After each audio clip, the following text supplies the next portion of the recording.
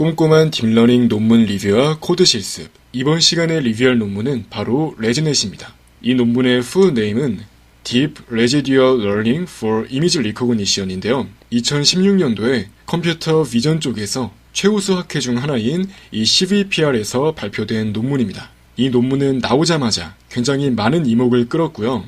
특히 이 논문에서 제안한 레즈넷을 이용했을 때 이미지 인식 성능이 매우 증가해서 이 레즈넷을 이용한 모델이 굉장히 유명한 이미지 분류 대회인 이미지넷 대회에서 우승을 했다는 점에서 더욱더 많은 관심을 끌었습니다.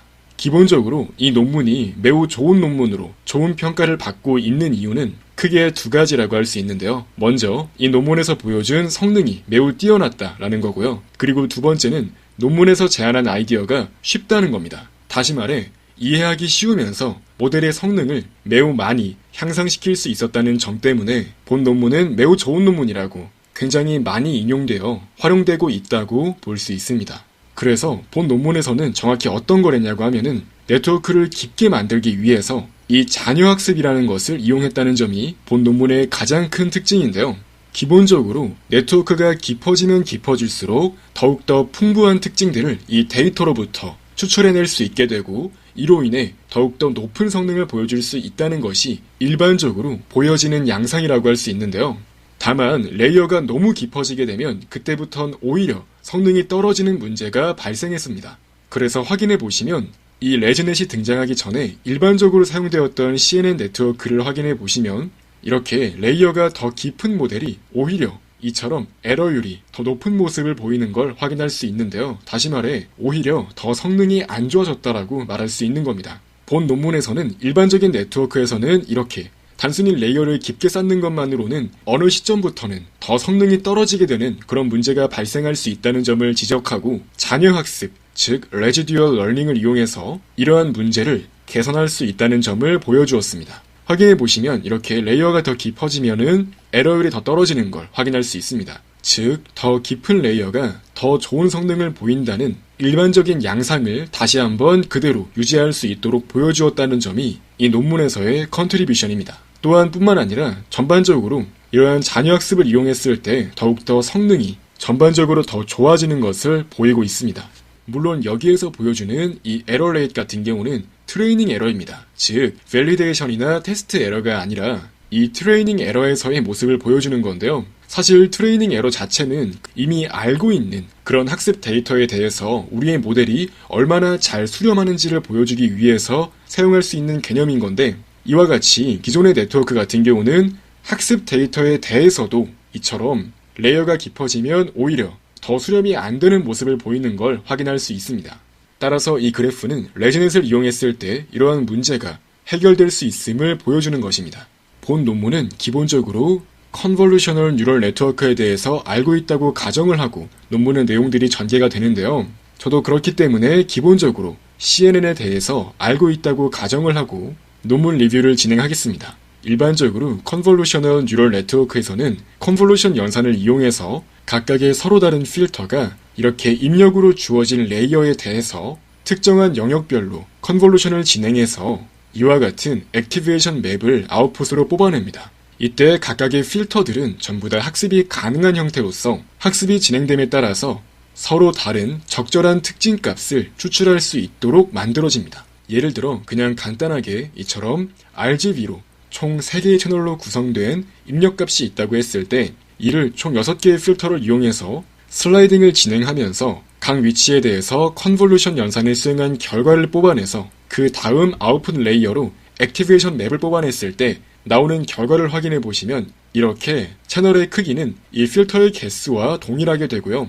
이 각 채널들은 서로 다른 특징 정보를 추출한 하나의 액티베이션 맵으로서 동작한다는 점이 특징입니다. 그래서 일반적인 CNN 네트워크에서는 레이어가 깊어질수록 채널의 수가 많아지고 그리고 너비와 높이는 반대로 줄어드는 형식으로 전체 네트워크가 구성됩니다. 실제로 이처럼 컨볼루션 연산을 수행할 때 이 입력 레이어에 별도의 패딩을 붙이지 않는 이상 기본적으로 컨볼루션 연산을 수행하면서 높이와 노비는 줄어드는 것이 일반적이고요. 이 필터의 개수는 레이어가 깊어질수록 더 많아지는 양상을 띄어서 레이어가 깊어지면 깊어질수록 이러한 채널 값은 더 커진다고 보시면 됩니다. 그래서 흔히 VGG라고 알려져 있는 VGG 네트워크는 2015년도 ICLR에서 발표가 된 논문에서 자세하게 그 아키텍처가 설명되어 있는데요. 이 논문은 레지넷이 나오기 전에 이미지넷 대회에서 굉장히 좋은 성능을 보였던 모델을 소개하고 있으며 이 논문의 full name은 Very Deep Convolutional Networks for Large Scale Image Recognition입니다.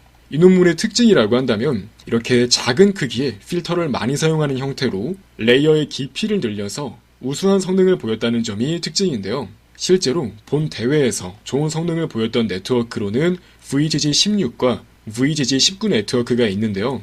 여기 보이는 그림은 VGG16 네트워크입니다. 확인해 보시면 컨볼루션 레이어가 하나, 둘, 셋, 넷, 다섯, 여섯, 일곱, 여덟, 아홉, 열, 열하나, 열둘, 열셋. 그 다음에 풀리 커넥티드 레이어가 3개 들어가서 실질적으로 웨이트 레이어가 16개인 걸 확인할 수 있습니다. 그래서 이미지의 크기를 기본적으로 224 곱하기 224로 만든 다음에 처음에 컨볼루션 연산을 거쳐서 채널 값을 64로 만드는 걸 확인할 수 있습니다. 이때 3x3짜리 필터를 이용해서 이 각각의 수용 영역들을 쭉 슬라이딩 하면서 특징 값들을 추출할 수 있도록 하는 걸 확인할 수 있고요. 그 다음 이제 주기적으로 풀링 레이어를 거쳐서 다운샘플링을 진행할 수 있도록 합니다. 이러한 결과로 너비와 높이 값이 줄어드는 걸 확인할 수 있고요. 그 이후에 다시 이런 식으로 컨볼루션 레이어를 거쳐서 채널 값을 더욱 증가시키는 걸 확인할 수 있습니다. 이제 이러한 과정을 여러 번 반복해서 결과적으로 다운샘플링이 여러 번 진행되고 이렇게 레이어의 마지막 부분에서는 풀리 커넥티드 레이어를 여러 번 거쳐서 최종적으로 1000개의 클래스에 대한 각각의 프로버빌리티 값을 뽑아낼 수 있도록 만듭니다. 이러한 VGG 네트워크는 파라미터의 개수가 많다는 단점이 있지만 이 컨볼루션 레이어의 장점을 잘 살렸다는 점에서 이 논문이 나온 지 많은 시간이 흘렀지만 아직까지도 많은 네트워크에서 백본 네트워크처럼 사용되고 있다는 점이 특징입니다. 또한 이처럼 레이어가 깊어지고 작은 크기의 필터를 사용했음에도 불구하고 이런 식으로 컨볼루션 연산이 계층적으로 이루어지면서 이렇게 깊은 곳에 위치하는 각각의 액티베이션 값들은 결과적으로는 이렇게 초기 입력값으로 주어지는 데이터에 대해서 아주 넓은 부분을 볼 수 있게 된다는 점이 특징인데요. 레이어가 깊기 때문에 결과적으로는 이처럼 앞쪽에 있는 레이어라고 하더라도 충분히 넓은 영역에 대해서 고차원적인 필터까지 잘 추출할 수 있게 된다는 겁니다. 그렇다면 이렇게 레이어가 깊어졌을 때 좋은 성능이 나왔으니까 그럼 단순히 이렇게 레이어를 더 많이 늘리면 더 좋아지지 않을까? 이런 생각을 할 수 있게 되는데요. 다만 여기에서 단순히 그냥 레이어만 더 많이 깊게 한다고 해서 성능이 무조건 좋아지지는 않는다는 겁니다. 또한 파라미터의 수가 여전히 많았기 때문에 이러한 문제를 해결하기 위한 다른 접근 방법이 필요한 상황이었습니다. 이제 그러한 배경에서 등장한 게 바로 레지넷이고요. 지금 리뷰하고 있는 이 레지넷, 본 논문의 핵심 아이디어라고 한다면 바로 잔여 블록입니다. 흔히 레지듀얼 블록이라고 하고요. 이 레지듀얼 블록이 하는 실질적인 역할은 하나의 네트워크에 대해서 옵티마이제이션 난이도를 낮출 수 있다는 겁니다. 본 논문에서는 단순히 레이어가 깊어지면 깊어질수록 더욱더 모델의 학습 난이도가 높아지며 우리가 의도했던 대로 최적화를 시키는 게 쉽지 않다고 주장하고 있습니다.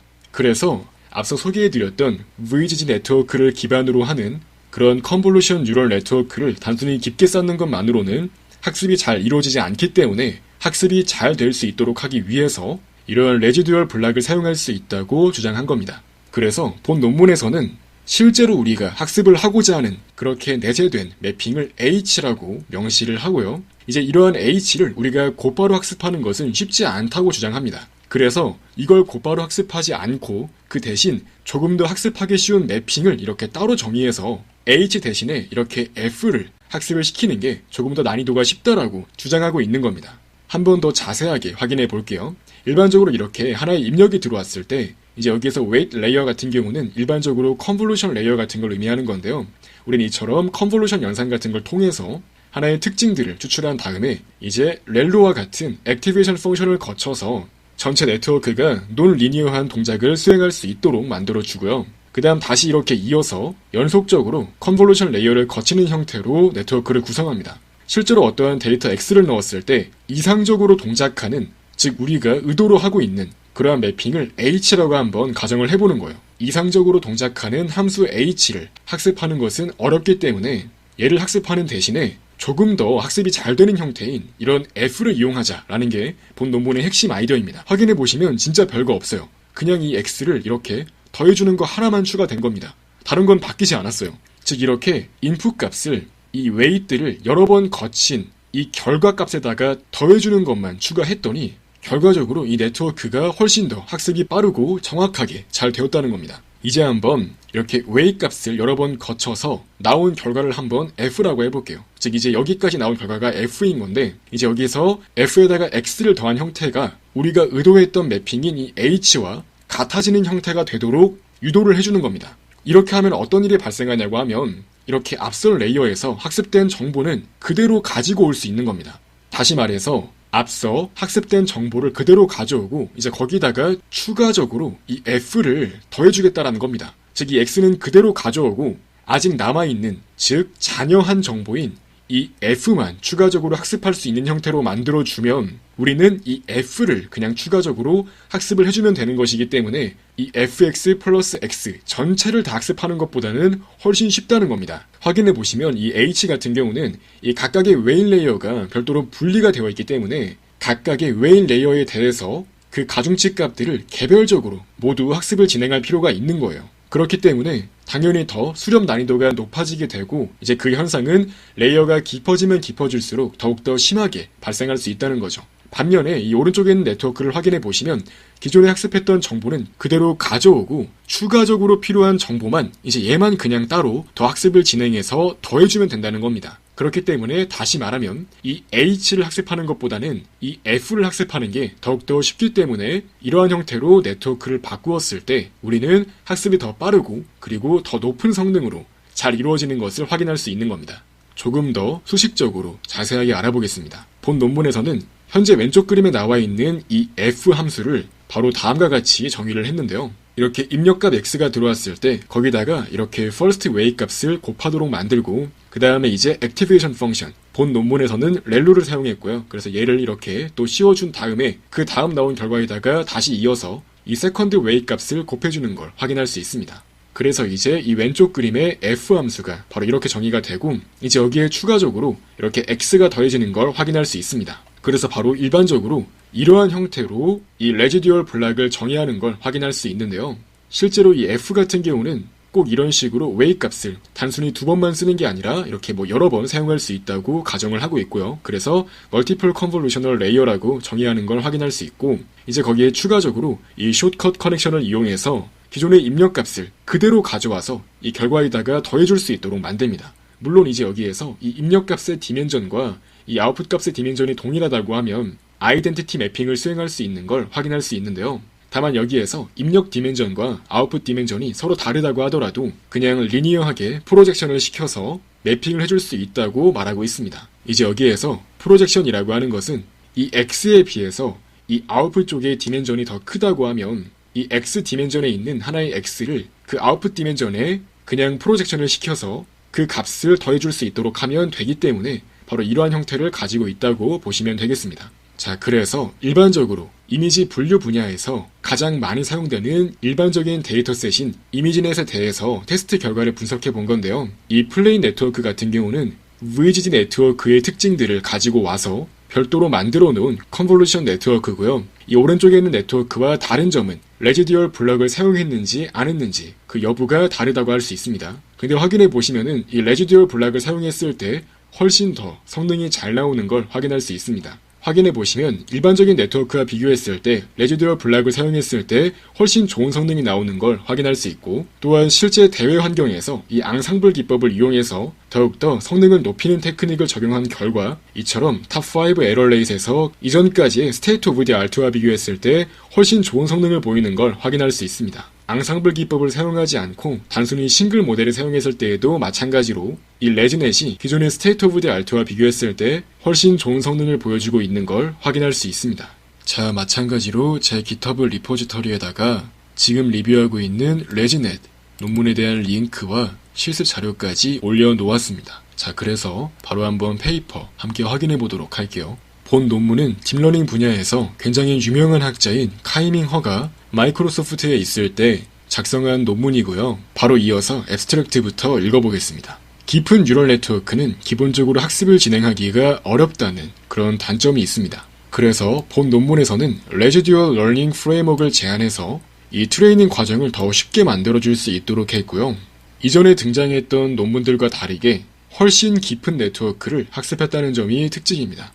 그래서 본 논문에서는 이 별도의 더욱 학습하기 쉬운 레지듀얼 펑션을 학습할 수 있도록 해서 이러한 레지듀얼 네트워크는 상대적으로 더욱더 학습이 잘 된다는 특징이 있어서 결과적으로 레이어의 깊이를 더 늘리고 좋은 정확도를 낼 수 있다고 말하고 있습니다. 그래서 결과적으로 이미지넷에 대해서 151레이어의 아주 깊은 레지듀얼 넷을 평가를 진행했는데요. 이는 이전 연구에서 나왔던 VGG 네트워크에 비해서 더 깊지만 복잡도는 더 낮다는 장점이 있으며 또한 성능은 훨씬 더 개선되어서 2015년도 이미지넷 분류대회에서 1등을 차지할 수 있었다고 말하고 있습니다. 또한 추가적으로 이 시퍼10에 대해서도 마찬가지의 실험을 진행했는데 이미지넷과 마찬가지로 성능이 많이 개선된 걸 보여주었습니다. 그래서 어떤 그 특징을 표현하는 그런 깊이는 기본적으로 컴퓨터 비전 태스크에서 굉장히 중심적인 그런 중요한 역할을 수행한다고 할 수 있는데요. 기본적으로 레지넷은 훨씬 깊은 네트워크를 학습할 수 있도록 해준다는 점에서 비단 이미지 분류뿐만 아니라 오브젝트 디텍션이나 시멘틱 세그멘테이션과 같은 다른 분야에 대해서도 마찬가지로 좋은 성능을 보였다고 말하고 있습니다. 기본적으로 컨볼루셔널 뉴럴 네트워크를 깊게 쌓는 그러한 시도들은 이미지 분류 분야에서 굉장히 중대한 돌파구와 같은 역할을 수행을 했습니다. 실제로 CNN 네트워크를 이용해서 학습을 진행하고 나면 로우, 미드, 하이 레벨 피처들이 적절하게 레이어가 깊어짐에 따라서 추출이 되고 레이어가 깊다는 것은 다른 말로 하면 그러한 특징들의 레벨 또한 풍부해질 수 있다는 것을 말합니다. 그래서 실제로 ICLR 2015년도에 발표가 되었던 VGG 네트워크나 CVPR 2015년도에 발표가 되었던 구글넷 논문에서도 마찬가지로 네트워크의 깊이를 적절히 깊게 설정해서 네트워크의 깊이가 깊어짐에 따라서 얻을 수 있는 장점들을 적절히 취했다고 할 수 있습니다. 그럼 우린 여기에서 하나의 질문이 생겨날 수 있는데요. 그렇다면 그냥 단순히 레이어만 깊게 쌓는다고 하면 더 좋은 네트워크를 학습할 수 있는 걸까? 라는 의문이 당연히 들 수 있겠죠.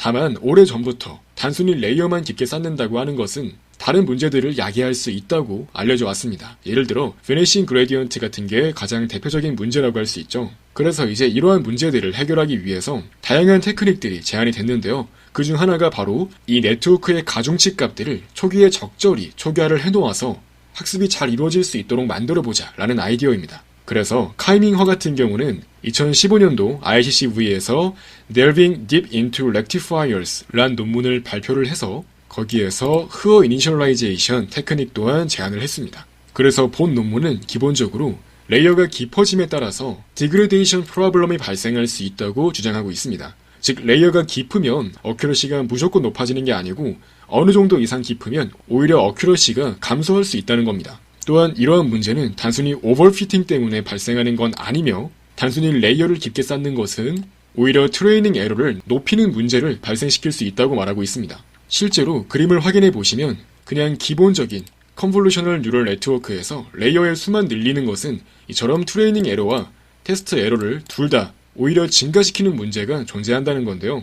다시 말해 학습 자체가 잘 안 된다고 할 수 있는 겁니다. 그래서 이러한 데그레데이션 프로블럼이 의미하는 것은 모든 네트워크가 다 학습이 잘 되는 것은 아니라고 말하는 것입니다. 그래서 우리가 간단히 생각해보면 그러면은 그냥 레이어를 깊게 쌓기 위해서는 단순히 그냥 아이덴티티 매핑만 증가시키면 되지 않을까? 이런 생각도 사실 들 수가 있는 건데요. 당연히 우리가 그냥 레이어를 깊게 쌓되 그 레이어에서 많은 부분이 이러한 아이덴티티 매핑으로 이루어질 수 있도록 만든다면 사실 이런 경우에는 더 깊은 모델이 더 얕은 모델에다가 아이덴티티 매핑만 추가한 것에 비해서 더 높은 트레이닝 에러를 가지는 것이 사실 말이 안 된다는 거죠. 즉 최소한 더 높은 트레이닝 에러를 가지지는 않아야 된다라는 겁니다. 그래서 본 논문은 이 레이어가 깊어짐에 따라서 발생할 수 있는 문제들을 굉장히 종합적으로 다루고 있는데요. 대표적으로 이 Vanishing Gradient 같은 경우는 시그모이드와 같은 활성함수를 사용하면 이 레이어가 깊을 때 이 역전파 과정에서 기울기가 0에 가까워져서 학습이 잘 안 되는 그런 문제를 의미하는 거고요. 또 이런 오버피팅 같은 경우도 원래 전통적으로 레이어가 깊어지면서 발생할 수 있는 문제라고 지적했던 부분이기도 합니다. 그래서 본 논문에서는 이런 degradation problem을 해결하기 위해서 Deep Residual Learning Framework을 제안하는데요. 다시 말해서 그 ResNet을 제안을 한 겁니다. 그래서 우리가 의도했던 어떤 매핑, 이 H를 다이렉트리 학습하기보다는 그냥 별도로 명시적으로 더 학습하기 쉬운 레지듀얼 매핑을 따로 정의해서 얘를 대신 학습을 하겠다는 겁니다. 그래서 다시 말해서 진짜 의도하는 매핑 이 H가 아니라 문제를 조금 바꾸어서 이러한 F를 대신 학습할 수 있도록 하는 거죠. 이때 우리가 실질적으로 내보내는 아웃풋 값은 F에다가 X를 더한 것이기 때문에 결과적으로 우리가 학습을 하게 되는 이 F 같은 경우는 H-X가 되는 겁니다. 그래서 우리가 극단적인 경우를 확인해 보시면은 아이덴티티 매핑이 옵티멀한 그런 해라고 했을 때 이때 단순히 함수 F가 그냥 0이 될 수 있도록 하는 게 당연히 더 학습 난이도가 쉽겠죠. 다시 말하자면 극단적으로 이 H가 그냥 X인 경우, 즉 우리가 본질적으로 학습하고자 하는 그 매핑이 그냥 아이덴티티 매핑이라고 했을 때 당연히 그냥 레지듀얼 자체가 0이 되는 형태로 학습을 진행하는 게 난이도가 더 쉬울 수 있다라는 겁니다. 그래서 결과적으로 이 숏컷 커넥션이라는 거는 이 결과에다가 X를 더해주는 걸 의미하는 거고요. 이제 얘를 다른 논문에서는 스킵 커넥션이라고 부르기도 합니다. 그래서 본 논문에서는 이러한 숏컷 커넥션을 단순히 그냥 아이덴티티 매핑으로 사용할 수 있다고 말하고 있고요. 이처럼 출력값에 그냥 X를 더해주는 것으로 끝나기 때문에 별도로 추가적인 파라미터가 필요하지도 않고 추가적으로 복잡도가 더 증가하지도 않는다는 점이 장점이라고 할 수 있습니다. 또한 구현 또한 간단하다는 점이 장점이고요. 그래서 결과적으로 이 논문에서는 레지듀얼 네트워크를 이용했을 때 더욱더 학습 난이도가 쉽다는 것을 말하고 있고, 그리고 이러한 레지넷 같은 경우는 깊이가 깊어지면 깊어질수록 더욱더 높은 어큐러시를 보였다는 점이 장점이라고 할 수 있습니다. 또한 시파10과 이미지넷 둘 다 공통적으로 이렇게 레지넷을 이용했을 때 더욱 성능이 개선되었다는 점이 보여짐으로써 특정 데이터셋에 국한된 그런 방법이 아니라는 것을 보여주고 있으며, 결과적으로 앙상블 기법까지 적용했을 때 이 탑5 에러로 4% 안쪽으로 좋은 어큐러시를 보였다는 것 또한 확인할 수 있습니다.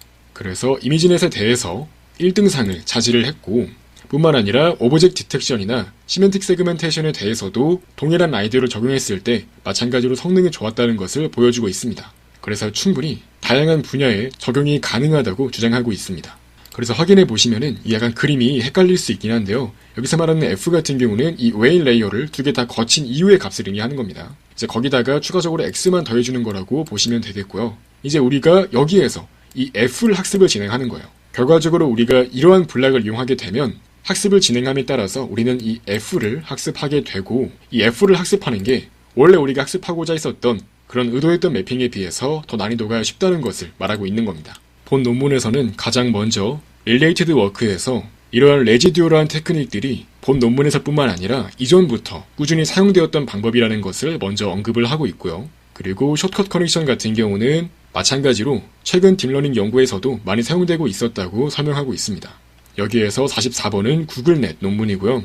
또 비슷한 관련의 논문으로 하이웨이 네트워크란 논문도 소개를 하고 있는데요. 이 논문도 레지넷과 마찬가지로 깊은 네트워크를 잘 학습시키기 위한 방법을 제안한 논문이라고 할 수 있습니다. 이제 이 논문의 특징이라고 한다면 LSTM처럼 게이팅 펑션을 이용해서 본 논문에서의 숏컷 커넥션과 유사한 기능을 제공했다는 점이 특징입니다.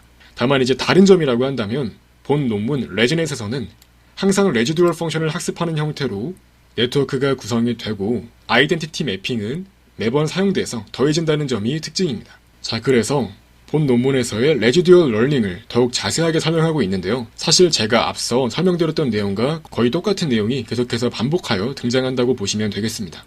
우린 이렇게 H를 원래 우리가 의도했던 어떤 옵티멀한 매핑이라고 보았을 때 사실 뉴럴 네트워크가 하는 역할은 여러 개의 넌 리니어한 레이어를 이용해서 점진적으로 어떤 복잡한 함수를 학습하는 거라고 이해할 수 있는데, 사실 우리는 이론적으로 보았을 때 레지듀얼 펑션을 이용한다고 하면 H-X를 학습한다고 볼 수 있는 겁니다. 이제 얘가 F랑 똑같기 때문이죠. 그렇기 때문에 사실 수학적으로 보았을 때는 그냥 H를 그대로 학습하는 것과 별다른 차이가 없을 것처럼 느껴질 수 있는데요.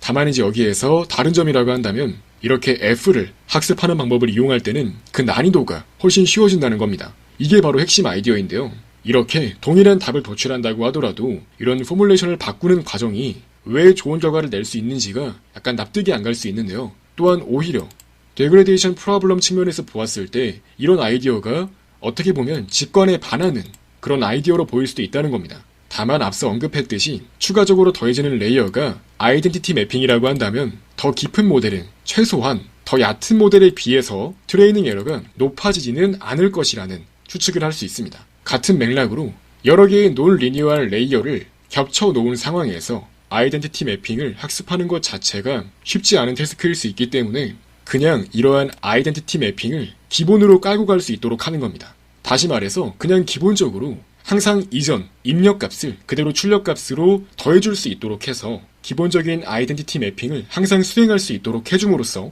학습 난이도를 줄여줄 수 있다는 거죠. 물론 당연히 실제 케이스에서 보았을 때 옵티멀한 솔루션이 아이덴티티 매핑일 확률은 굉장히 희박합니다. 그럼에도 불구하고 그러한 매핑을 추가해주는 것 자체가 문제를 더 쉽게 해결해줄 수 있도록 하는 좋은 방향성을 제시해줄 수 있다는 거죠. 이러한 맥락에서 우리가 한 가지 확신할 수 있는 거는 만약에 옵티멀한 펑션이 제로 매핑보다는 아이덴티티 매핑에 가깝다고 한다면 이렇게 레지듀얼 펑션을 이용할 때가 당연히 훨씬 더 학습하기가 쉽겠죠. 확인해 보시면 실제 결과상 레지듀얼 펑션 자체가 일반적으로 더욱 작은 레스폰스 값을 보여주었다는 것을 통해서 우리는 이렇게 아이덴티티 매핑을 이용해서 레지듀얼 펑션이 더 추가적인 그런 잔여한 정보만 학습하도록 만드는 것이 더욱더 좋은 성능을 내도록 해준다는 점을 이해할 수 있습니다. 다시 말해 이전 레이어에서의 값인 x를 보존하고 추가적으로 필요한 정보를 학습하는 식으로 동작을 하게 되기 때문에 만약에 그런 부분이 없다고 하면 함수 자체는 매번 새로운 매 레이어의 웨이값마다 새로운 매핑을 학습을 진행해야 되기 때문에 학습하기가 더 어려울 수 있다는 거죠. 그래서 이러한 단점을 개선하기 위해서 레지듀얼 펑션을 정의해서 사용할 수 있다는 점을 말하고 있는 것입니다. 그래서 본 논문에서는 하나의 블락을 바로 다음과 같이 정의를 했고요. 여기에서 이 F 같은 경우는 레지듀얼 매핑을 의미하는 겁니다. 여기서 이 X는 아이덴티티 매핑, 즉 숏컷 커넥션을 의미하는 거고요. 앞서 그림에서 보여드렸던 예시는 단순히 이렇게 웨이 값을 2번 중첩해서 사용한 F 함수라고 볼 수 있겠죠. 또한 이 식에서는 단순히 바이어스 값은 그냥 고려하지 않도록 정의가 된 거고요. 이런 식으로 숏컷 커넥션을 이용할 때는 추가적인 파라미터가 사용되지 않는다는 그런 장점이 있고 그래서 이제 공평하게 비교했을 때에도 더욱 우수한 결과를 보였다는 것을 보여주고 있습니다. 또한 추가적으로 이렇게 X를 숏컷 커넥션을 통해서 매핑을 시켜줄 때 인풋 디멘전과 이 아웃풋 디멘전이 서로 일치하지 않는다고 치면 이 WS를 곱해줌으로써 리니얼 프로젝션을 통해서 디멘전 값을 매치시킬 수 있다고 말하고 있습니다. 다만 이제 기본적으로 본 논문에서는 단순히 그냥 아이덴티티 매핑을 이용했을 때에도 충분하게 높은 성능을 보일 수 있다고 말하고 있습니다. 또한 이렇게 F를 만들 때 웨이 값을 중첩해 사용하지 않고 그냥 단순하게 싱글 레이어로 이용하게 되면 하나의 리니얼 레이어가 사용된 것과 마찬가지이기 때문에 이 경우에는 별다른 어드밴티지가 없다고 말하고 있습니다. 그래서 이 F가 실제로는 이와 같이 여러 개의 웨이 값이 중첩된 형태로 사용될 때 실제로 유의미한 성능을 보였다는 점을 언급하고 있는 거고요. 이제 비교 목적으로 기본적인 CNN 네트워크를 가져와서 실험을 진행하는데요. 기본적인 네트워크는 VGG 네트워크에서 제한되었던 기법들을 적절히 따르고 있다고 말하고 있습니다. 그래서 3x3짜리 작은 필터를 이용을 하고 아웃풋 피처 맵 사이즈가 같도록 만들기 위해서 같은 개수의 필터를 사용을 하고 그리고 피처 맵의 사이즈가 절반으로 줄어들 때는 필터의 개수를 2배로 늘려서 즉 그 다음 레이어에서 채널 값을 2배로 늘리겠다고 말하는 것과 마찬가지죠.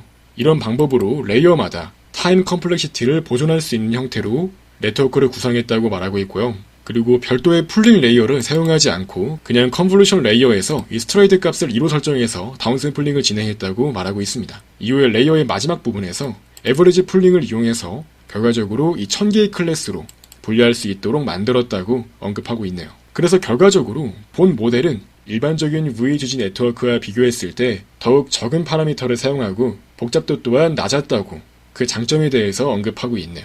그래서 이제 얘가 실제로 각 네트워크를 잘 비교해주고 있는 그림이라고 볼 수 있는데요. 가장 왼쪽에 있는 게 이전 연구에서 제안되었던 19레이어짜리 VGG 네트워크입니다. 이제 비교를 위해서 이렇게 34레이어짜리 플레인 네트워크를 만들고 이제 거기다가 이 레지듀얼 블락만 사용하는 형태로 네트워크를 바꾼 모델이 바로 오른쪽에 있는데요. 확인해 보시면 일반적인 VGG 네트워크와 비슷하게 3x3짜리 컨볼루션 필터를 사용한 걸 확인할 수 있고요.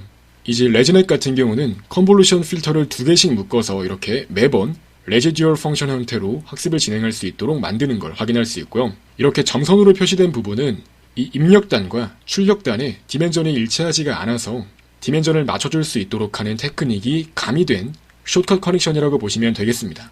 그래서 실제로 이 34짜리 레지넷 같은 경우는 이렇게 컨볼루션 레이어를 2개씩 묶는 거를 총 3번 반복한 다음에 그 다음 크기 바꾸고 4번 반복하고 다시 한번 크기를 바꿔서 6번 반복하고 또 다시 한번 크기를 바꿔서 3번 반복하는 걸로 구성되어 있는 걸 확인할 수 있습니다.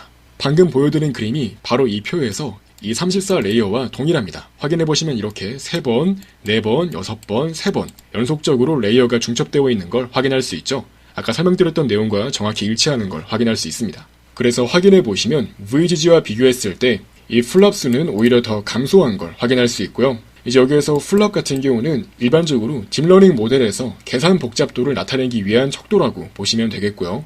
그래서 설명을 확인해보시면 입력단과 출력단의 디멘전이 동일할 때는 그냥 아이덴티티 매핑을 사용할 수 있다고 언급을 하고 있고, 이제 그렇지 않다면 2가지 옵션을 사용할 수 있다고 말하고 있는데요. 한 개는 이제 사이드에 패딩을 붙인 다음에 마찬가지로 아이덴티티 매핑을 수행할 수 있다고 말하고 있는 거고요. 혹은 앞서 설명드렸던 프로젝션 연산을 활용한 숏컷 커넥션을 이용해서 구현하는 방법이 있습니다. 또한 실제 구현상의 테크닉도 언급이 되고 있는데요. 이미지넷 같은 경우는 224짜리로 랜덤리 크롭할 수 있도록 하고, 그 다음 호리젠털 플립과 같은 테크닉이 사용될 수 있고요. 그리고 레지넷 같은 경우는 매 컨볼루션 레이어를 거칠 때마다 배치 정교화를 이용했다는 점이 또 다른 특징이고요. 그리고 러닝레이어 같은 경우도 학습을 진행하는 과정에 점진적으로 줄여나갈 수 있도록 전체 학습을 구성한 걸 확인할 수 있습니다. 이것 또한 굉장히 자주 사용되는 테크닉이죠. 그리고 웨이트 디케이 값과 모멘텀 값에 하이퍼 파라미터까지 설정을 해서 트레이닝을 진행한 걸 확인할 수 있습니다.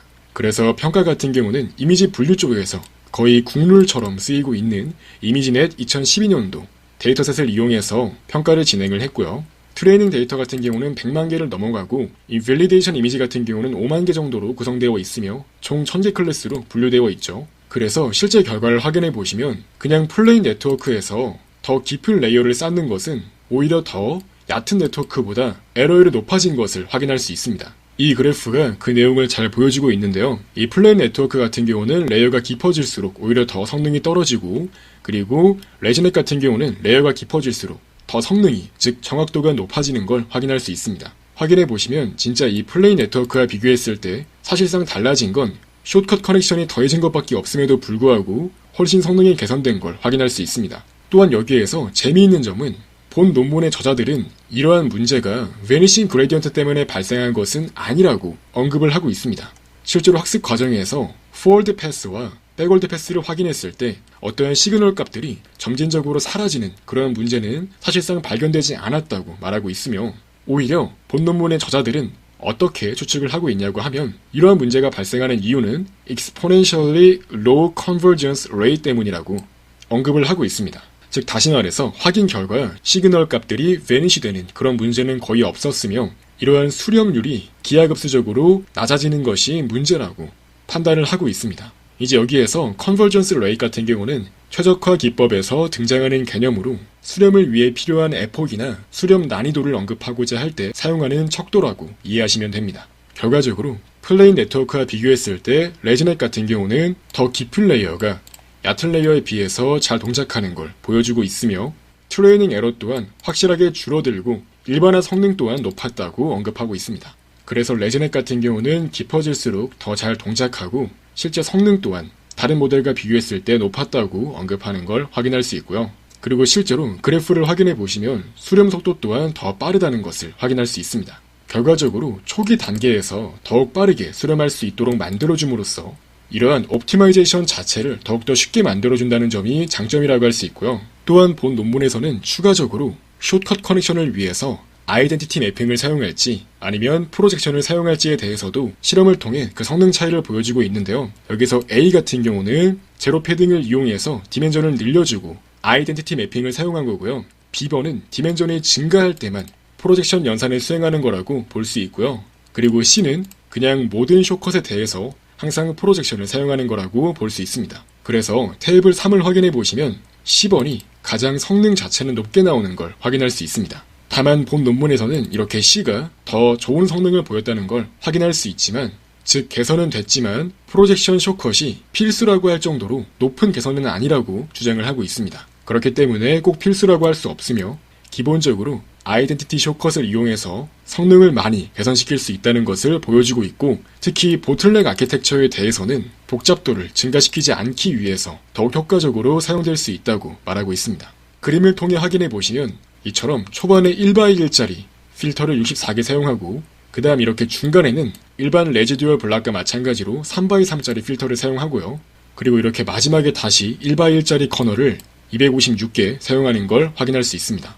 단순히 파라미터 측면에서 보았을 때 이렇게 작은 커널을 사용함으로써 파라미터의 수가 줄어든다고 이해할 수 있고요. 이제 이런 상황에서 아이덴티티 쇼컷은 파라미터 자체가 존재하지 않기 때문에 이러한 보틀넥 아키텍처에 대해서 더욱 효과적으로 파라미터 수를 줄이는데 기여를 할 수 있다고 말하고 있습니다. 다시 말해 이러한 보틀넥 디자인에 대해서는 아이덴티티 쇼컷이 더욱더 효과적일 수 있는 겁니다. 그래서 깊이가 50인 레지넷을 이용했을 때 이 34레이어와 비교해서 파라미터나 계산 속도는 거의 동일한 걸 실제로 확인할 수 있고요. 또한 레이어를 더 깊게 쌓으면 더욱더 좋은 성능을 확인할 수 있었다고 말하고 있습니다. 성능은 더 좋아졌지만 기존에 존재했던 VGG와 비교했을 때 더욱더 복잡도는 낮았다고 그 장점을 언급하고 있고요. 그래서 실제로 레이어를 깊게 쌓고 앙상블까지 더했을 때 매우 좋은 성능을 보였습니다. 이어서 이미지넷뿐만 아니라 시파10에 대해서도 마찬가지의 분석을 진행했는데요. 일단 시파10 같은 경우는 입력 이미지의 크기가 32곱하기32로 이미지넷에 비해서 훨씬 작은 편입니다. 그래서 시파10에 맞게 더욱더 파라미터 수를 줄여서 별도의 레지넷을 고안해서 사용했다고 말하고 있는데요. 먼저 퍼스트 레이어로 컨볼루션 레이어를 사용하도록 만들고, 이제 이어서 각각의 피처맵 사이즈를 가지는 레이어들을 스택해서 사용했다고 말하고 있습니다. 그 다음 이렇게 마지막에 또 풀리 커넥티드 레이어가 사용돼서 총 6n 더하기 2만큼의 레이어가 사용되었다고 말하고 있습니다. 그래서 이제 이 n값이 3이 되면 20레이어짜리가 만들어지는 형식으로 구성된다고 보시면 되겠습니다. 다시 말해서 이미지넷과 비교했을 때 아키텍처가 다르긴 하지만 유사한 형태를 가지고 있다고 보시면 되겠습니다. 그래서 얘가 실제 시파10에 사용되었던 아키텍처를 보여주고 있는 건데요. 이렇게 기존에 존재했던 다른 네트워크와 비교했을 때 이 파라미터의 수는 더 적지만 성능은 더 좋은 걸 확인할 수 있습니다. 또한 여기에서 참고로 알아두시면 좋은 점은 실제로 이런 아키텍처를 완전히 동일하게는 따르지 않는 구현이 굉장히 많습니다. 실제로 GitHub에 가보시면 이 논문에서 제안했던 이 네트워크를 그대로 쓰지 않고 형태를 조금 바꾸어 사용하는 경우가 많습니다. 특히 이렇게 원본 모델에서는 이 시파10에 대해서 20, 32, 44, 56 이와 같은 깊이의 레이어로 실험을 진행했는데요. 다만 이제 실제 구현에서는 여러분들이 GitHub에 가보시면 이미지넷에 쓰였던 18레이어짜리 레지넷에서 입력값만 바꿔서 시파10에 적용해서 사용하는 경우도 많습니다. 그래서 사실 이러한 결과 자체는 사실상 이 파라미터 개수 대비 성능의 이점을 잘 보여주기 위해서 이렇게 구조를 적절하게 바꾸어서 실험을 진행한 게 아닐까 이렇게 판단해 볼 수 있습니다. 또한 마찬가지로 데이터 어그멘테이션과 같은 가장 기본적으로 성능 개선을 위해 사용되는 테크닉들은 그대로 썼다고 말하고 있습니다. 이제 이것 또한 실제 시파10에 대해서 학습을 진행할 때 많이 사용하는 가장 일반적인 테크닉들인데요. 웨이트 디케이도 이렇게 0.0001로 설정을 하고, 이 모멘텀 파라미터 같은 경우는 0.9로, 특징이라고 한다면은 드랍아웃은 사용하지 않고 배치 정교화 그리고 가중치 초기화 기법을 사용했다고 말하고 있습니다. 그리고 학습을 진행함에 따라서 러닝 레이스를 줄이는 방법 또한 사용된 걸 확인할 수 있습니다. 그래서 이렇게 레이어를 늘려가면서 확인을 했더니 이미지넷과 마찬가지로 레이어가 깊어질수록 더욱더 좋은 성능이 나오는 걸 확인할 수 있었다고 합니다. 엠리스트 또한 마찬가지였고요. 또한 110층짜리 네트워크에 대해서는 러닝 레이스를 처음엔 간단히 0.01로 설정을 했다가 다시 돌아와서 다시 0.1부터 차근차근 줄여나가는 방법으로 학습을 진행했다고 합니다. 또한 각 레이어의 레스폰스에 대해서도 평가를 진행해봤다고 하는데요. 기본적으로 레지넷 같은 경우는 상대적으로 작은 레스폰스 값을 보이는 걸 확인할 수 있습니다. 다시 말해 레지듀얼 펑션이 넌 레지듀얼 펑션과 비교했을 때 더욱더 값이 0에 가까운 형태로 옵티마이제이션이 이루어졌다고 판단할 수 있는 거고요.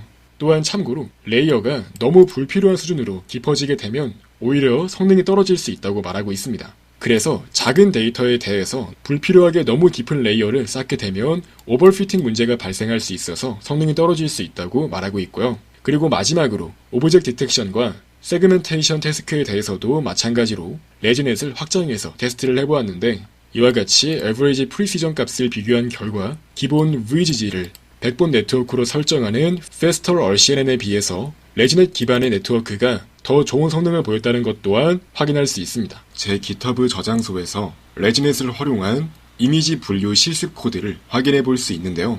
엠니스트, 시파10, 이미지넷 이 세 가지 데이터셋에 대한 실습 코드를 제공하고 있습니다. 참고로 엠니스트와 시파10은 데이터셋의 크기가 작기 때문에 직접 다운로드 받아서 학습까지 모두 수행할 수 있도록 할 거고요. 이 이미지넷은 데이터셋의 크기가 상당히 큽니다. 흔히 말하는 large scale 데이터셋이라고 볼 수 있기 때문에 여러분들이 직접 이미지넷을 다운로드 받아서 레지넷을 이용해 학습을 진행하려고 하면 학습용 이미지만 100만 장이 넘고 학습 시간이 매우 오래 걸리기 때문에 직접 학습을 모두 진행하는 것은 상당히 어려운 작업이 될 수 있습니다. 그래서 이미지넷은 파이톨치 허브에서 제공하는 이미 학습된, 즉 프리트레인드 네트워크를 이용해서 간단히 테스트해보는 것만 실습을 진행할 거고요. 이 엠니스트와 시파10의 경우에는 직접 데이터셋을 다운로드 받아서 학습 후 테스트까지 거치는 과정을 실습해보겠습니다.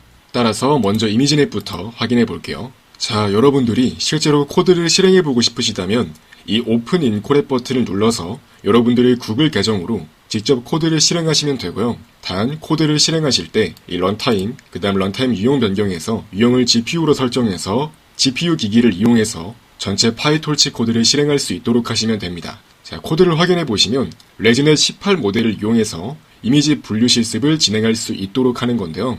파이톨치 허브에서 공식적으로 제공하는 레지넷 18 레이어로 학습된 아키텍처를 이용해서 이미지 분류 실습을 진행합니다.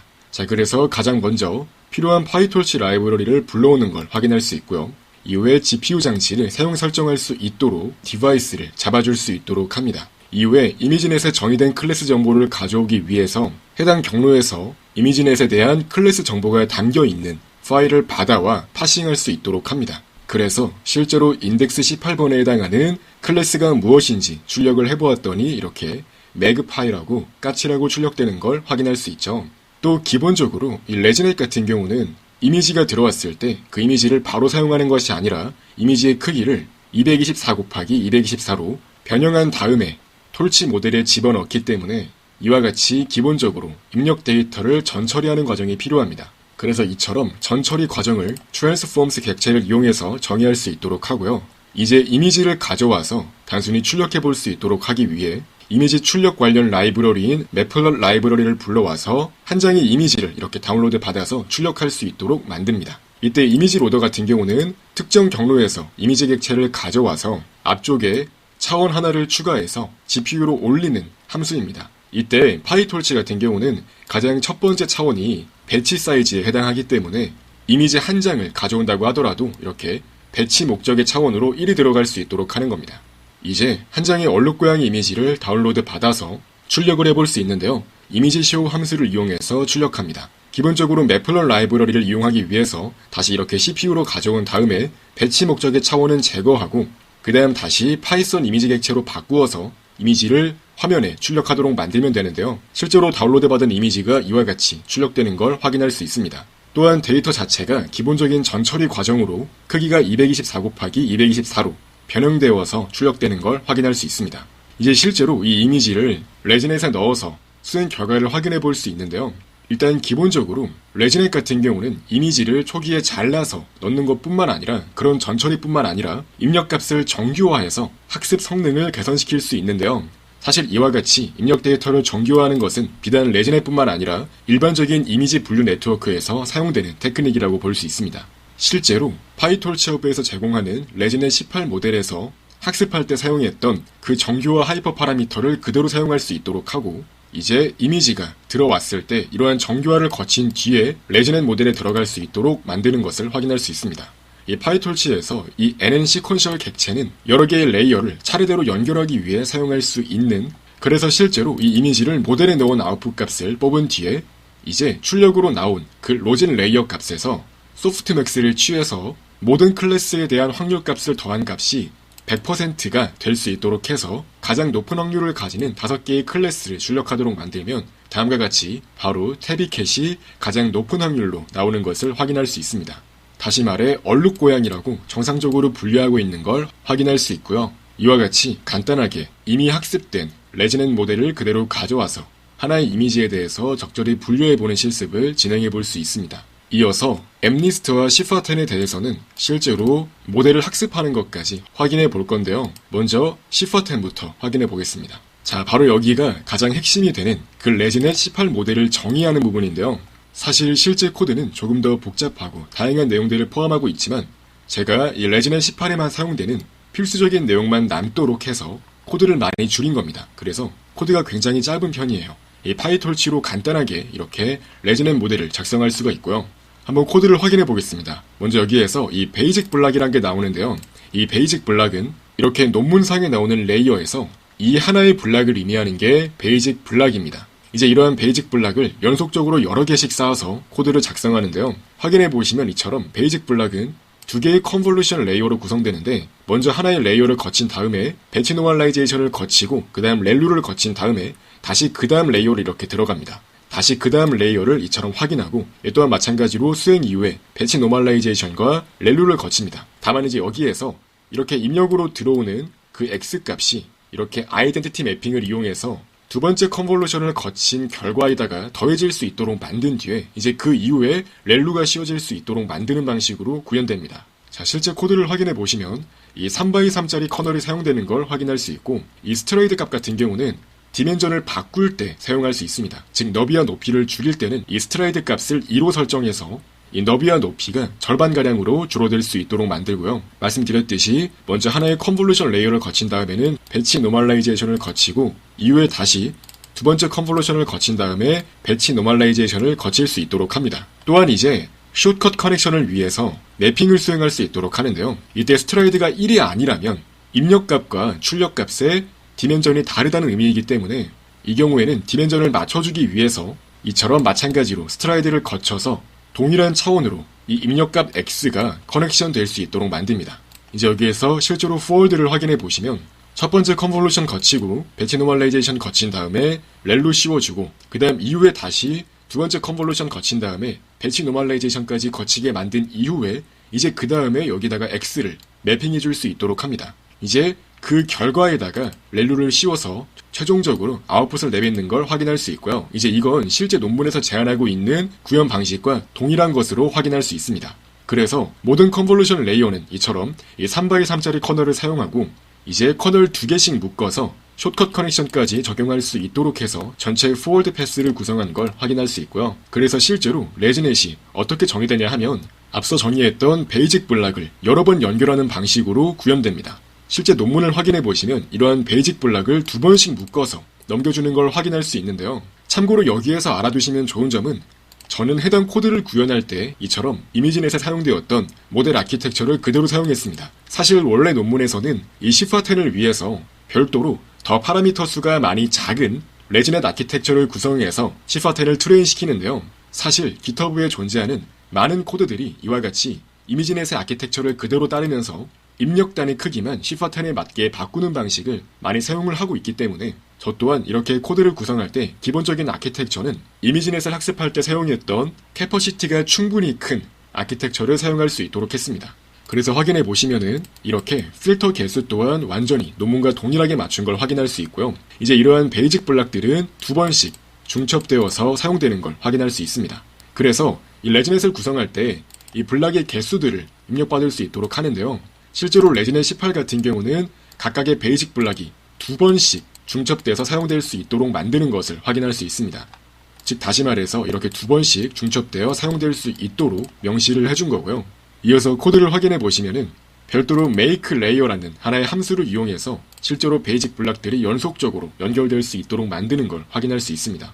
그래서 이와 같이 초반에 하나의 컨볼루션 필터를 이용해서 디멘전을 바꿔준 뒤에 이제 여기에서 연속적으로 베이직 블락을 이어붙입니다. make layer를 확인해 보시면은 이 스트라이드 값이 맨 처음 컨볼루션 연산에만 적용될 수 있도록 만드는 걸 확인할 수 있고 이제 그 다음부터는 스트라이드 값을 전부 다 1로 설정하는 걸 확인할 수 있습니다. 즉 첫 번째 컨볼루션 연산에 의해서만 너비와 높이가 줄어들 수 있도록 만드는 거고 이제 그 다음에 쭉 이어붙이는 것들은 전부 다 같은 너비와 높이를 유지할 수 있도록 스트라이드 값을 1로 설정하는 것으로 이해할 수 있습니다.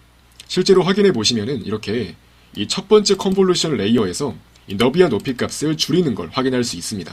이는 그림에서도 잘 나와 있는데요. 이렇게 베이직 블락을 연속적으로 여러 번 묶을 때 첫 번째 베이직 블락의 이 첫 번째 컨볼루션 레이어의 경우 너비와 높이 값이 줄어드는 상황에서는 이 스트레이트 값을 2로 설정해서 디멘전을 바꿔주는 걸 확인할 수 있죠. 이제 이러한 아이디어가 그대로 코드로 옮겨진 것으로 볼 수 있습니다. 그래서 확인해 보시면은 이렇게 베이직 블락을 여러 번 묶어 사용할 때 필터의 개수가 증가할 때마다 너비와 높이는 줄어들 수 있도록 만드는 걸 확인할 수 있고요. 이는 논문에서 언급했던 내용과 정확히 일치합니다. 그래서 결과적으로 이 컨볼루션 레이어 하나 그리고 베이직 블락단 컨볼루션 레이어가 2개 들어가 있는데 이제 그걸 2번 연결하니까 이제 이 레이어 1이 총 4개의 컨볼루션 레이어를 가지고 있는 거고요. 결과적으로 이제 여기가 총 다 합쳐서 16개의 컨볼루션 레이어를 가지고 가장 마지막에 이와 같이 풀리 커넥티드 레이어를 포함하고 있기 때문에 이제 각각의 넘블락스를 2로 설정한 그 아키텍처가 레지넷 18 레이어라고 보시면 되겠습니다.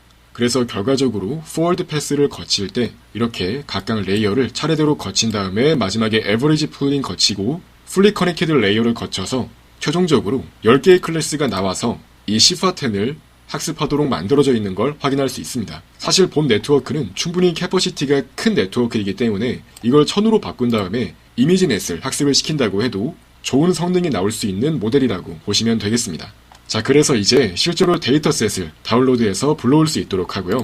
이 톨치 비전이 제공하고 있는 시파10 데이터셋 함수를 이용해서 학습용 데이터와 테스트 데이터를 각각 불러올 수 있도록 하고요. 이후에 시파10을 학습할 때 일반적으로 사용되는 테크닉인 패딩을 4만큼 주고 32 크기로 랜덤 크랍을 진행하는 것과 호리젠탈 플립을 통해서 데이터 어그멘테이션 하는 기법이 일반적으로 사용되고 있기 때문에 이걸 그대로 가져온 거고요. 이제 실제로 학습을 진행하는 걸 확인할 수 있습니다. 웨이 디케이 값은 0.0002로 설정했고 학습을 위해서 모멘텀 값은 0.9로 하이퍼 파라미터를 설정을 했고요. 시파10 같은 경우는 일반적으로 0.1부터 단계적으로 0.01, 0.001 이런 식으로 러닝 레이스를 줄여가는 방법을 통상적으로 많이 사용하기 때문에 그것도 그대로 적용한 것을 확인할 수 있습니다. 또한 이제 학습이 진행됨에 따라서 이러한 이름으로 모델 파일이 저장될 수 있도록 만들고요. 트레일 로더를 통해서 매번 배치 사이즈만큼 데이터를 뽑아내서 그것을 네트워크에 넣은 뒤에 크로스 엔트로피 로스에 따라서 백프로포게이션을 진행하고요. 이제 전체 모델 파라미터를 업데이트할 수 있도록 합니다. 그래서 학습되는 도중에 이 로스 값 또한 출력할 수 있도록 만들고요. 여러 개의 배치에 대해서 학습을 진행할 때마다 현재 어큐러시와 로스를 출력할 수 있도록 만드는 걸 확인할 수 있습니다. 현재 에폭에 대해서 학습이 다 끝나고 나면 현재 에폭에 대한 정확도와 로스 값을 출력하도록 만드는 걸 확인할 수 있습니다. 테스트 또한 마찬가지인데요. 이 네트워크를 이밸류에이션 모드로 바꾼 다음에 이제 여기에서는 실제로 파라미터를 업데이트하진 않고 단순히 입력을 넣어서 아웃풋 값을 뽑아내는 방향으로 사용하는 걸 확인할 수 있습니다. 또한 학습을 위한 테크닉으로 러닝 레이트를 단계적으로 바꿔가는 기법을 사용할 수 있는데요. 이것도 사실 구현상 조금 다를 수 있지만 저는 일반적으로 총 200번 에폭을 반복할 때 이렇게 중간 단계인 이 100번에서 러닝 레이트를 한번 10분의 1로 줄여줄 수 있도록 하고 마찬가지로 150 거의 끝나갈 때도 다시 이렇게 한번 10분의 1로 더 줄여서 옵티마이제이션이 더 잘 이루어질 수 있도록 만드는 걸 확인할 수 있습니다. 그래서 실제로 콜앱 환경에서 시파10을 학습시키는 것도 꽤 많은 시간이 소요될 수 있기 때문에 약 30분 가량의 학습을 끝낼 수 있도록 하기 위해 20번까지만 에폭을 돌릴 수 있도록 만드는 걸 확인할 수 있습니다. 그래서 확인해 보시면은 첫 번째 에폭을 끝나고 나면 어큐러시가 30이 나오고요. 그 다음 두 번째 에폭을 끝내고 나면 이렇게 45가 나오고요. 이런 식으로 총 20번 에폭을 끝내고 나면 테스트 이미지에 대해서 어큐러시가 85 이상으로 높게 나오는 걸 확인할 수 있습니다. 이처럼 약 20번만 에폭을 돌렸음에도 불구하고 전체 테스트 이미지에 대해서 무려 86%나 정확하게 분류하고 있는 걸 확인할 수 있고요. 레지넷은 이전에 제한되었던 다른 아키텍처에 비해서 더욱더 수렴 속도가 빠르고 아이덴티티 매핑을 활용해서 잔여한 정보만을 효과적으로 학습할 수 있도록 만드는 방법을 이용해 학습 난이도를 많이 낮추어서 이와 같이 효과적인 성능을 보였다고 말할 수 있습니다. 실제로 해당 코드에 대해서 약 200번 에폭까지 모두 학습을 진행하도록 만들면 해당 모델은 약 95%의 테스트 어큐러시를 보일 정도로 매우 잘 동작하는 아키텍처입니다. 그래서 이와 같이 레지넷 18 모델을 이용해서 학습까지 진행을 해보았습니다. 이어서 엠니스트에 대해서도 한번 확인을 해볼 건데요. 이렇게 앞에서 정의되어 있는 이 레지넷 모델은 앞서 확인했던 시파10과 사실상 동일하게 사용되고 있는 걸 확인할 수 있고요. 엠니스트 또한 마찬가지로 전체 클래스 개수가 10개이기 때문에 이 넘 클래시스로 10이 들어가 있는 걸 확인할 수 있고요. 다만 이제 여기에서 시퍼텐과 다른 점이라고 한다면 처음에 입력으로 들어가는 인풋 레이어의 채널의 크기가 1이라고 들어가 있다는 점입니다. 엠리스트는 RGB 컬러가 아니라 그레이스케일로 표현되는 데이터셋이기 때문에 이처럼 인풋 레이어에서 채널 값이 1로 들어가 있습니다. 그래서 이와 같이 이 시작 부분에 채널 값을 1로 맞춰주는 것이 중요하고요. 나머지는 사실상 시퍼텐과 동일한 걸 확인할 수 있습니다. 물론 엠리스트와 같이 간단한 데이터셋에 대해서 너무 캐퍼시티가 과도하게 큰 게 아닌가 싶을 수 있지만 그래도 충분히 높은 성능이 나오는 걸 확인할 수 있습니다. 그래서 마찬가지로 톨치 비전에 정의되어 있는 엠리스트 데이터셋을 그대로 다운로드 받아서 학습용 데이터로 배치 사이즈를 128, 테스트 데이터는 100으로 설정해서 학습과 테스트를 진행하는 걸 확인할 수 있고요. 엠리스트의 경우에는 초기 러닝 레이스를 0.01로 설정해서 학습을 진행하는 걸 확인할 수 있습니다. 그래서 나머지 학습용 코드와 테스트 코드는 정확히 동일하고요. 엠리스트의 경우에는 데이터셋의 크기가 작고 각각의 이미지에 대해서 특징들이 잘 정교화가 되어 있기 때문에 총 10번만 에폭을 반복해도 충분히 높은 성능이 나오며 네트워크가 잘 수렴하는 걸 확인할 수 있습니다. 이처럼 학습 초기에 급격하게 어큐러시가 증가하는 걸 확인할 수 있고 한 번 에폭을 돌리자마자 테스트 어큐러시가 98.89가 나옵니다. 사실상 이 100개의 이미지가 주어졌을 때 한 개 빼고는 거의 다 맞춘다는 거고요. 이와 같이 총 10번 에포크를 다 반복한 이후에는 테스트 이미지에 대해서 99.54%의 매우 높은 어큐러시가 나오는 걸 확인할 수 있습니다. 이제 학습을 조금만 더 잘 시켜도 99.6이나 99.7까지의 어큐러시가 나올 수 있다는 점도 기억해 주시고요. 이처럼 간단하게 레지넷 18 모델을 이용해서 엠리스트에 대해서 학습을 진행한 결과 총 10번의 에폭만으로도 99.5% 이상의 높은 어큐러시가 나오는 걸 확인할 수 있습니다. 이제 마지막으로 이 코드 프랙틱스에 다시 한번 가보시면 제가 추가적으로 이 시퍼텐에 대해서 동일한 모델로 학습이 다 된 파일 또한 제가 별도로 드라이브에 올려놔서 여러분들이 사용할 수 있도록 만들어 놓았습니다. 그래서 학습이 다 이루어진 사전 학습된 모델 또한 여러분들이 바로 사용할 수 있도록 간단히 정리를 해놓았는데요.